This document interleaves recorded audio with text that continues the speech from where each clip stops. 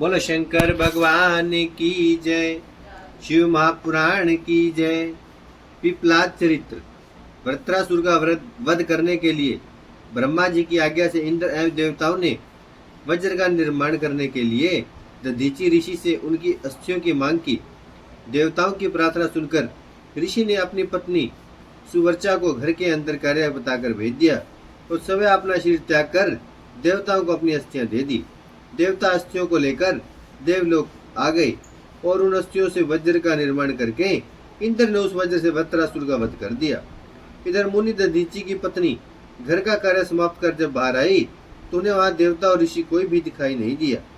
इस पर देवताओं का कुचक्र समझकर वह उन्हें श्राप देने लगी कि तुम सभी पशु बन जाओ तथा सवय अग्नि में सती होने लगी। तब आकाशवाणी ने उन्हें बताया कि तुम अपने गर्भ में स्थित मुनि पुत्र की रक्षा करो, वह देवों की आज्ञा है। यह सुनकर सुवर्चा ने राम पत्थर के द्वारा अपने गर्भ को दधिरणी कर डाला। यह सुनकर सुवर्चा ने राम पत्थर के द्वारा अपने गर्भ को विदीर्ण कर डाला। उससे महान तेजस्वी पुत्र उत्पन्न हुआ। सुवर्चा ने उसे शिव स्वरूप समझकर उसकी वंदना की तथा उसे एक पीपल के पेड़ की जड़ में बैठाकर वरदान दिया कि तुम चिरकाल तक यहाँ रहकर सबको आनंद प्रदान करते रहो। इतना कहकर वह समय समाधि लगाकर इस नश्वर शरीर को त्याग कर अपने पति के पास स्वर्ग लोक में चली गई। शिव अवतार समझकर ब्रह्मा विष्णु आदि सभी देवता दधीचि के पुत्र के पास आए और उसके जन्म पर भारी उत्सव मनाया। ब्रह्मा जी ने उसका नाम पिपलाद रखा। पिपलाद लोक कल्याण हेतु बहुत समय तक उस पीपल की जड़ में बैठकर तप करते रहे। इस प्रकार पिपलाद ने संसार में धर्म की स्थापना हेतु निवास किया। पिपलाद का विवाह अरण्यक की पुत्री पद्मा के साथ हुआ और अपने वृद्ध शरीर को युवा रूप में परिवर्तित कर लिया। उन्हें अपनी पत्नी से 10 पुत्र प्राप्त हुए। उन्होंने अनेक लीलाएं की। संसार में किसी से शनिचर की पीड़ा दूर न होने वाली पीड़ा को दूर करने में सफलता प्राप्त की। उन्होंने कहा कि जन्म से 16 वर्ष तक कोई भी शनि की पीड़ा से त्रस्त नहीं होगा।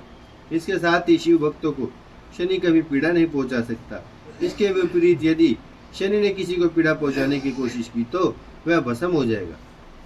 इस प्रकार गाधी, कौशिक और पिपलाद के श्रवण मात्र से ही शनि की पीड़ा नष्ट हो जाती है।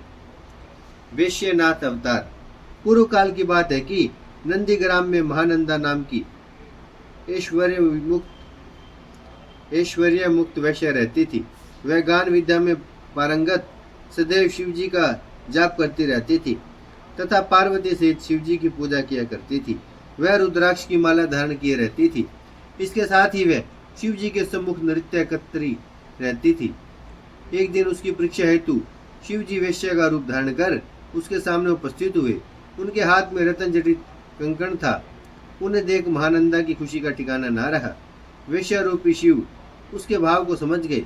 वे महानंदा से बोले कि ऐसा प्रतीत होता है कि तुम्हारा मन इस कंकण को देखकर बेचैन हो रहा है। तुम इसे ले सकती हो, परंतु यह तो बताओ कि इसका मूल्य क्या दोगी। वैश्या बोली, मैं तो वैश्य ठहरी, कोई पतिव्रता स्त्री तो हूँ नहीं। यदि आप इस कंकण को मुझे देते हैं तो मैं 3 रात आपके साथ व्यतीत कर सकती हूँ। शिव रूपी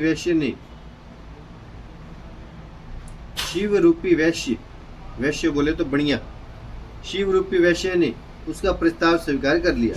शिव जी ने उसे कंकण उतार कर देते हुए कहा कि इस व्यवहार में सूर्य और चंद्रमा प्रमाण है। 3 बार सूर्य चंद्रमा का उच्चारण कर मेरे हृदय का स्पर्श करो। वैश्य बोली, मैं 3 दिन और रात आपकी पत्नी बनकर रहूंगी और पतिव्रता धर्म का पालन करूंगी। यह सत्य है, यह सत्य है, यह सत्य है। ऐसा कहकर मानंदा वैश्य ने सूर्य चंद्रमा को साक्षी मानकर शिव रूपी वैश्य के हृदय को 3 बार स्पर्श किया। शिव जी ने उसे एक रतन जटित शिवलिंग प्रदान किया और बताया कि यह परम गोपनीय लिंग है, इसे सुरक्षित रखना। यह शिवलिंग को नृत्य मंडल में रखकर शिव जी के साथ मखमली गद्दों पर शयन हेतु चली गई। आधी रात को नृत्य मंडल से एक वाणी प्रफुटित हुई कि हे तात, इस नृत्य मंडल में महासावायु के साथ आग लग गई है। यह सुनकर वैश्य ने उठकर बंधे हुए बंदर और मुर्गी आदि को छोड़कर उनकी जान बचाई। शिव जी द्वारा प्रदान किया गया लिंग जलकर भस्म हो गया। इससे शिव रूपी वैश्य और वैश्या बहुत दुखी हुए। वैश्य बोला कि प्राणों से भी प्यारा जब शिवलिंग ही जल गया तो मैं भी जीवित रहकर क्या करूंगा। उसने वैश्या के नौकरों द्वारा चिता तैयार कराकर उसमें अपना शरीर भस्म कर डाला। वैश्य ने सोचा, जब शिव भक्त वैश्य मर गया तो मेरी प्रतिज्ञा का क्या होगा। मैंने सत्य को अपनाया था, अतः मुझे भी इसी के साथ अग्नि में प्रवेश कर जाना चाहिए। ऐसा विचार कर वह भी प्राण त्यागने के लिए तत्पर हो गई। दूसरे लोगों ने उसे ऐसा करने से रोकना चाहा, परंतु वह नहीं मानी। उसने अपना समस्त धन और संपत्ति को ब्राह्मणों को दान कर दी और अग्नि में शरीर को भस्म करने को तैयार हो गई। तभी विश्वात्मा शिव जी प्रकट हो गए। वे करोड़ों सूर्यों के समान कांति युक्त और दिव्य रूपधारी थे। वैश्या यह देखकर आश्चर्य में पड़ गई। वह प्रेमाश्रु बहाने लगी। शिव जी ने उसे धैर्य बांधाते हुए कहा कि मैंने तेरी परीक्षा ली थी। उस वैश्य ने अपने नौकरों के साथ शिव जी के चरणों की सेवा का वरदान मांगा। शिव जी ने एवं मस्त कहकर अपने धाम को चले गए। बोलो शंकर भगवान की जय, शिव महापुराण की जय। भजमन नारायण नारायण नारायण, श्रीमन नारायण नारायण नारायण, लक्ष्मी नारायण नारायण नारायण, सत्य नारायण नारायण नारायण। भजमन नारायण श्रीमन नारायण, लक्ष्मी नारायण सत्य नारायण। भजमन नारायण नारायण नारायण।